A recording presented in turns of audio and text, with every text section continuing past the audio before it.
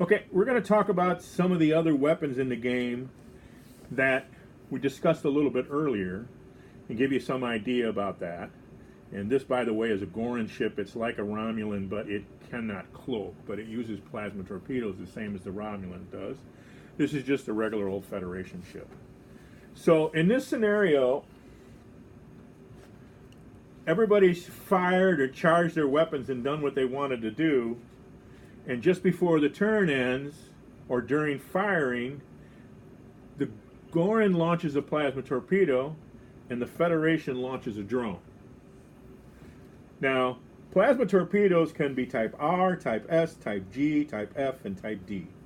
What that really basically means is going from R back down to D, they do more damage or less damage.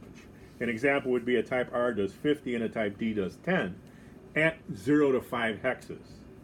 As you move out all the way to 30 hexes until they actually dissipate into space and do nothing, their damage begins to drop.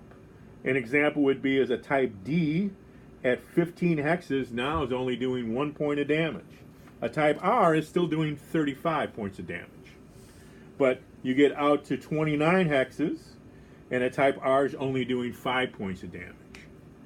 So that's how the plasmas work. Now, a drone works a little differently.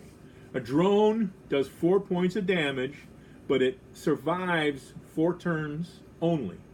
It has nothing to do with the hex length. It can chase you around for 4 turns, and it always does 4 points of damage when it hits you.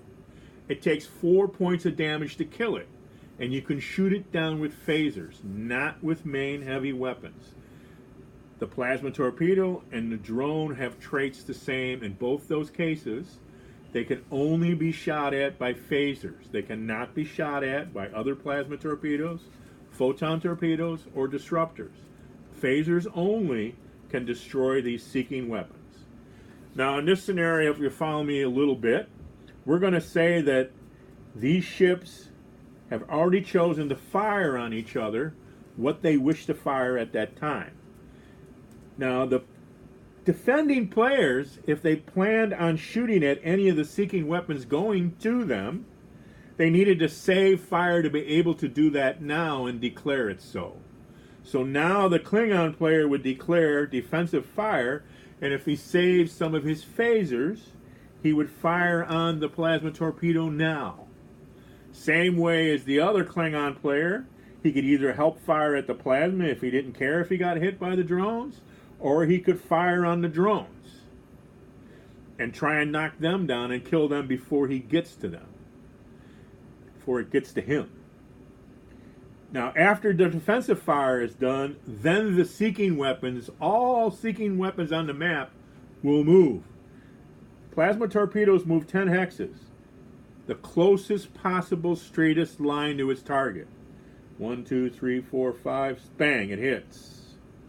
Same with drones. 1, 2, 3, 4, bang, it hits. Drones move 8, plasma torpedoes move 10. That's how their movement is. How many hit points does a plasma torpedo have? Now, the plasma torpedo's hit points, as John just asked, again, is relative to how much damage it does. That's how much hit points it has. So therein, that's the one record keeping that's going to have to occur with the plasma player is that he's going to have to keep track. He'll have to put a turn marker down where the plasma torpedo came out, and he'll have to keep track of how many hexes away the plasma torpedo is from that turn marker. That'll give it its strength. An example would be 1, 2, 3, 4, 5, 6. At 6 hexes, and R is still at 50. For sake of an example, let's say it was 11 or 12 hexes. Now it's a 35. If it was 13 to 14 hexes, it's still a 35. The R holds it and doesn't change from 35 to 25 until 16 to 18 hexes away.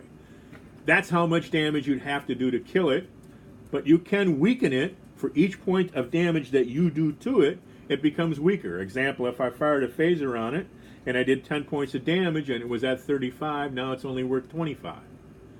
So you can phaser the plasma torpedo down.